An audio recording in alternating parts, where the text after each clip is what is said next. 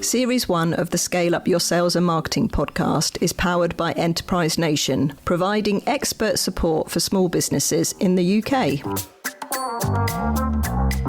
Welcome back to the Scale Up Your Sales and Marketing podcast. Today's episode is episode 8, and it's all about marketing, specifically what makes a great marketing campaign. So Vic, what does make a great marketing campaign? Well, I've got 10 tips for you, because I think there's a lot that can make a great marketing campaign. It isn't just one thing. There isn't a silver bullet, and a lot of it is trial and error and working out what's working, what isn't, and being able to tweak and navigate that really well. I've got 20 years of marketing experience, and I've come from big brand and starting my own businesses and working with other small businesses and medium businesses to help them to do really great marketing. So, and I've also worked with startups, scale-ups, and products, services. So it's been very varied. So when I come to you with these 10 top tips, these are really kind of wide open to help every kind of listener. Okay, so number one is to start with some real clear goals. And I'm not going to waffle down the SMART objectives and all of that stuff, but I just want you to think about, what do you want to achieve from a particular marketing campaign? Is it a new product launch? Is it to drive revenue? Is it to create awareness? Like what is going on? What needs to be achieved when we're thinking about setting some clear goals at the very beginning? Number 2 is all about planning well. And then the execution actually becomes quite easy. The execution is usually the fun part, and the planning is the boring bit, really. It's a little bit like decorating a house. Nobody really wants to do all the wallpaper stripping and all the, the primer and everything. You want to put the colour on, right? You want to get to like the exciting bit where you can see the difference that you're making. And so when you think about marketing, the bit where you're putting the paint on the walls and the colour starts to show what's happening is the actual execution of the marketing. And that's the bit people tend to just jump to instead of planning. So we use things like Monday.com as a team. There's loads of different software out there, even if you use an Excel, something that's free, to be able to plan as like a Gantt chart exactly what needs to happen and when. Because there generally tends to be a lot of pre-work that comes into a marketing campaign. It doesn't just happen. Like we said earlier in episode 6 with the AIDA model, when we thought about the example of the accountant, and there was like videos in there and there was Trustpilot reviews, when we think about things like this, all of this stuff is like in the pre-work that gets done before the actual marketing campaign starts to go out and you started to do that networking. Can I ask a question? You might be going on to this. So is there an ideal timeline? So let's say, for example, from day one of execution, which is the first post that goes out or the first email, how far backwards should you be working to make it land? That's a really good question. And I'll tell you why. 20 years ago when I worked at Thorntons, 18, 19 years ago, when I worked at Thorntons, it would take us 6 weeks. Somebody would put a chocolate model on my desk and say, this is the Santa model. This is in July. This is the Santa model, and this needs to start being out there in September. Okay, so I've got 2 months. And so it would take 2 months to arrange photography, to put these range of models and products and plaques and everything, because you have the plaques that you ice the name on.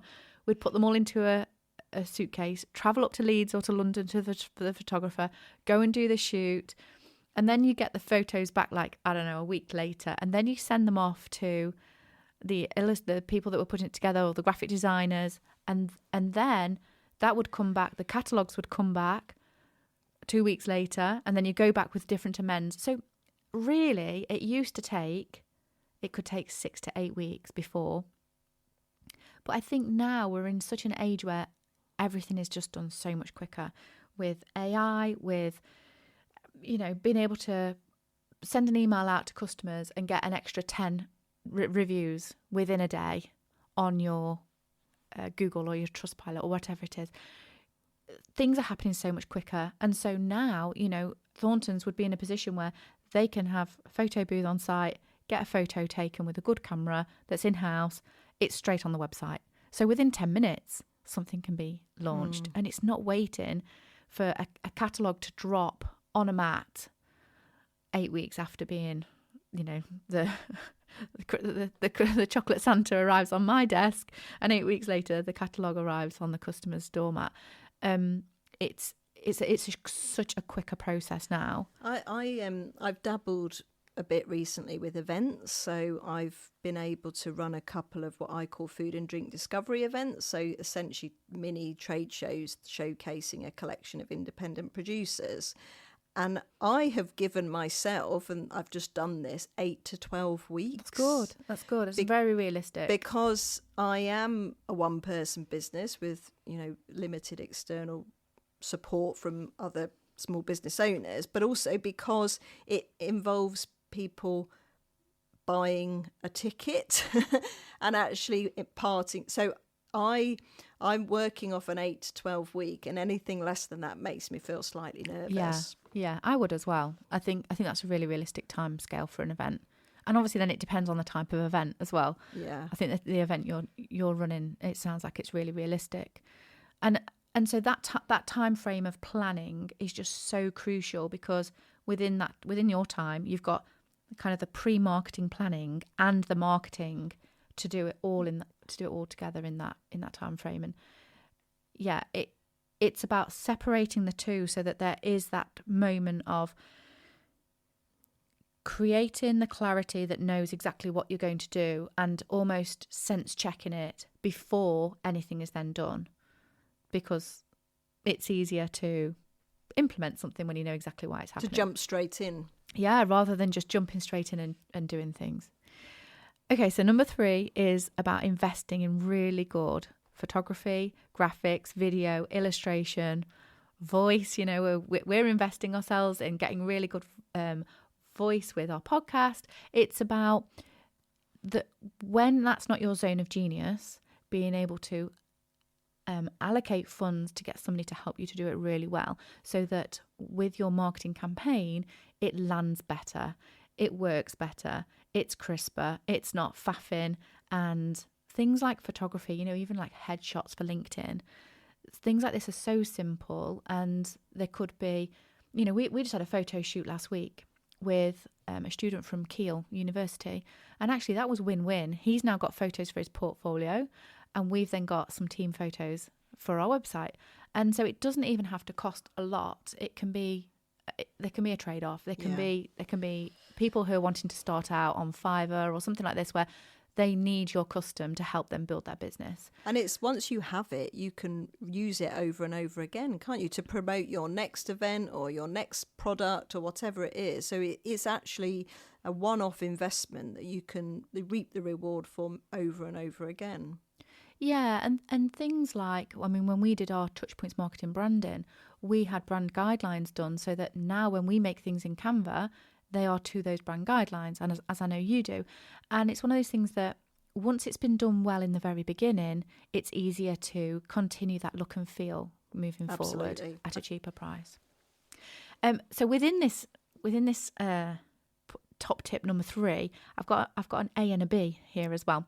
So 3A is include people who look like the target audience in the photography. So if you've got your website and it's aimed at a certain target audience, and we touched on this in episodes 3 and 4, yours was around who you're selling to, and mine was about how to narrow down your target audience. So when you think about that person, that perfect target audience, and you know what they look like, and maybe you've created an avatar and you've been ripping out the magazines and everything, creating this picture of somebody that you know who you're talking to, having people like them, so it might be paying models or getting people that you know to pretend that they are customers in the photos for your website, means that when the customer actually lands on it, they see someone that looks like them, and automatically it feels like, I feel like I'm in the right place. This person knows me, understands me, and is already working with people like me. So it helps remove that barrier, and it makes it a lot easier.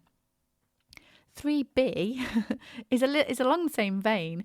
My tip is, if it's a product shot, so let's say, for example, you are selling green pens, because we were talking about green pens in the last one. If you're selling green pens, don't just have a picture of the green pen on the website and the social media, have the hand in it, obviously holding it, writing, because it needs to look realistic. And it also then gives it a frame of how big that product is, because everybody knows how big a hand is. They can then see they've got a point of reference. This tip is actually from when I worked for a client. They were listed on Not on the High Street, and when Not on the High Street gave us the guidelines on photography, this was one of the things that they started to say. Like, it wasn't in at the beginning, but then they said, hey, every picture that goes on our website needs to include a human element, a hand or an arm or a person, or, if it's a necklace, it's a bit closer up. It's not a picture of a necklace in a cabinet or a cabinet or in the box. I'm doing that snappy thing with my hand. I'm like, what's the word? It's not in there. It's actually on the person, because what they want to see and feel when they're buying it is, what is that going to look like when it's on? How far does that necklace come down on the wearer, etc. So this was something that once they started to put that in, when you navigated around the Not on the High Street website, actually what you could see was like just real life. It gave it 3D-ness. It made such an impact. It made a big difference. It proves that what you're selling is the experience and how it makes the person who's buying it feel. They want to see. I've heard this example a lot with people who are cleaners, for example. I'm not selling you a clean for your house. What I'm selling you is that experience you get when you come home from work on a Friday afternoon and your house is clean, smelling fresh, and you can just crack on with the weekends. Yeah, and it's about conveying that in a way that we've always got to put the customer experience and the customer, what they're feeling as they're going through that buying process. That's got to be at the forefront of everything that we do. So number 4 is about choosing the right touch points.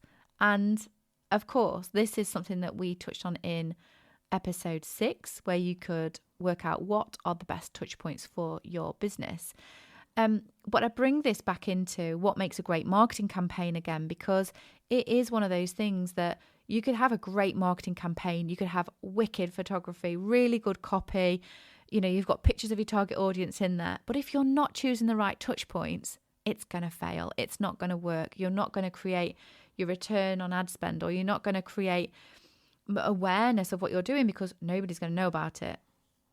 So this is really, really critical. Number 5 is about, and we're really good at doing this. We've been doing this today. Consider some behind the scenes showcases or photos or videos to show the real you. And I think that's the kind of people we are, isn't it? We want to be able to we want to take our listeners on a journey with us when we're doing the podcast, and we want to show what's happening, because this is our first time doing a podcast. This is an experience for us, and we want to share that excitement with our listeners. So what can you do in your business to be showing behind the scenes showcase to give your perfect customer a little bit of an insight into how hard you do work, what you do, the lengths you go to do your craft, or to do the thing that you're really great at. Something to think about. Number 6 is about copywriting. Now, I'm such a big believer in the power of copywriting. Why say something in 1,000 words when only 10 will do? So it's really important to be concise, and I know you've spoken about this in previous episodes, Lisa, but about talking about the benefits to the customer and not waffling. I know you're a fan of getting to the point. Too long didn't read. Too long didn't read. So it is one of those things that's about being concise, writing things in a way that's going to make them feel like this is the right decision for me. So if you know your target customer really well, you might know that they just need short, sharp sentences on brochures, emails, websites, etc. Or conversely, it might be that they need the detail. They need to look at if somebody's buying a holiday, they want to read all the information about all the activities that are going on during that week. Or, if you're buying a brand new house, you might think, I want to read all the information about this style of that particular house and all the benefits of it. Like, when we buy something that we're investing in, sometimes we need more detail. but it's also about writing that in a concise way. And in a way that's easy to digest as well. So I want to be able to read that in my own time, on my own terms, as opposed to having to sit with someone and they take me through it. So I think that's important as well. So presenting the information in a way that the customer can actually use that to inform their own decision. And I think under copywriting also comes something you've touched on before, which was breadcrumbs. And it's almost like giving them the information, but then allowing them the access to go off and find that deeper level of information somewhere else as well. And have time to absorb it and just take it on board, really. Love it. So number 7 is about creating something that your audience wants to share. Now, when I wrote this, I don't know why, and it's a really, really old advert. So please bear with me if you're under 25 or 30. There used to be a Budweiser advert where everybody would ring each other and go, "What's up?" And I don't, it's that infectious laugh, isn't it? That it was one of those things that was just, it was viral, wasn't it, at the time? And I don't even know when it was, like 10, 15 years. It's got to be 15 to 20 years ago now. If you are under 25 to 30, then probably just Google "what's up" with about 80 U's in the middle.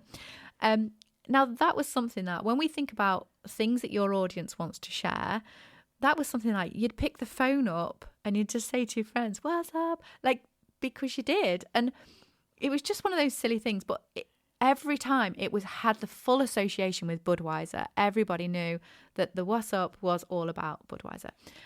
So what could you create that your audience might want to share? Now, that doesn't have to be a word. It could be like something that's a downloadable that you've been able to create for them for free that actually they might share.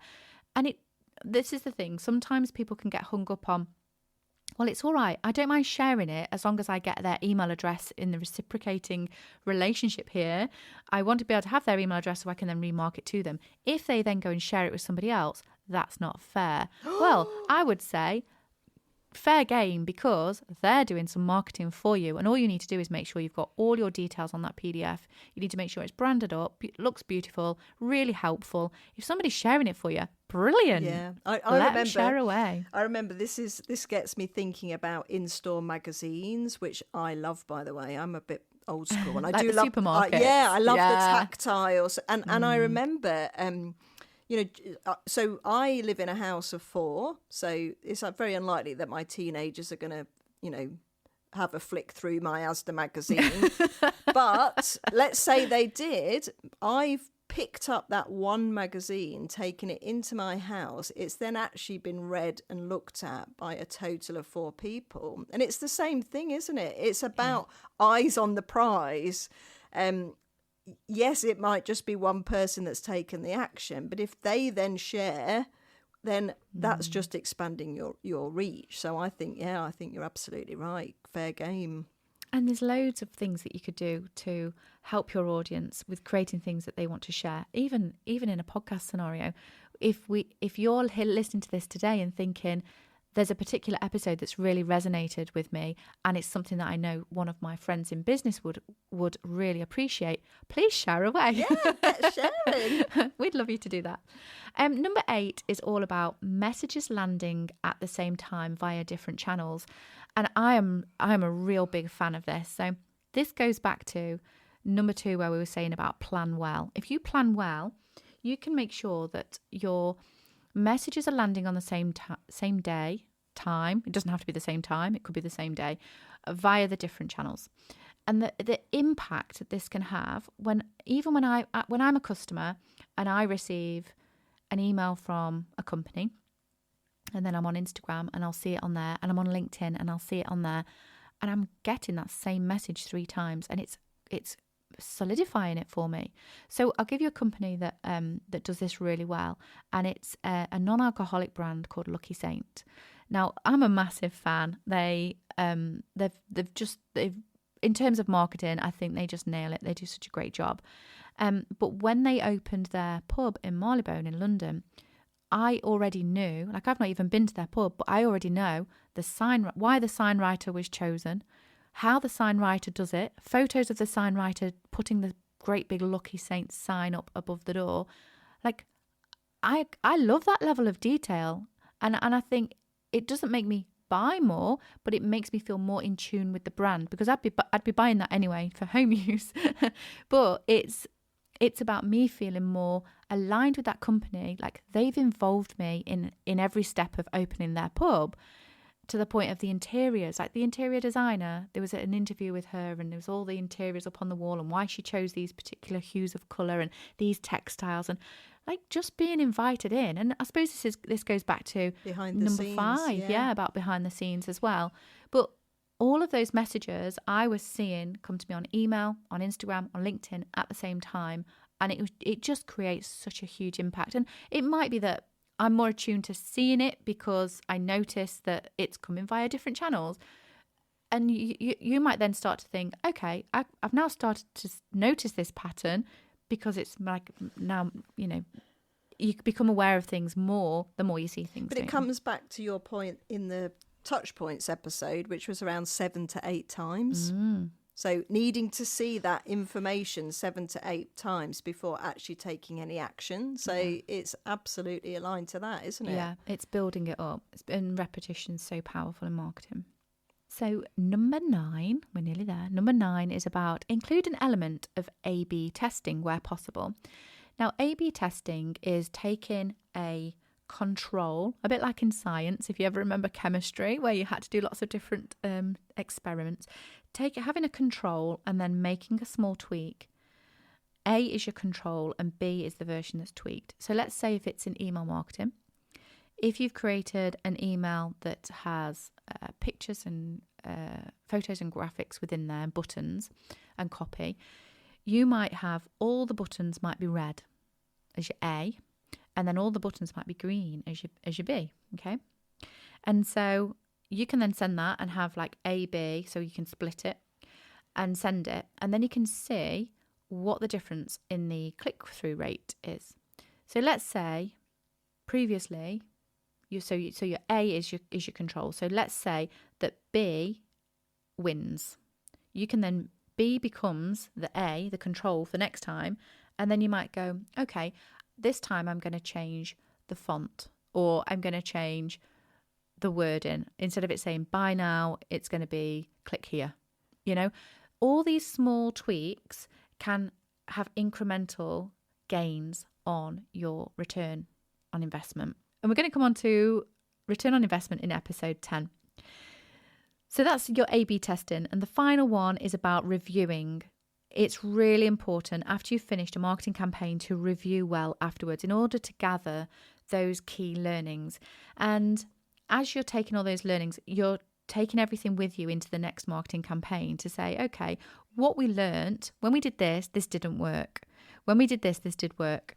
Because there's no point in trying to reinvent the wheel, do more campaigns down the line without taking those key learnings from that existing campaign and moving them forward. So hopefully these have resonated with you today. Hopefully there's been a couple of gems in there that have helped you think about your next marketing campaign. So join us next time when I'm going to be asking Lisa, why is no one returning my calls and emails?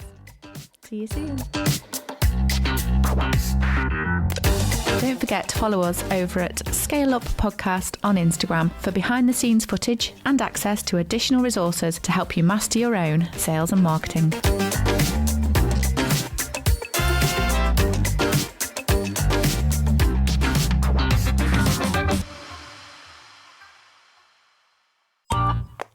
This has been a Monkey Pants Productions podcast.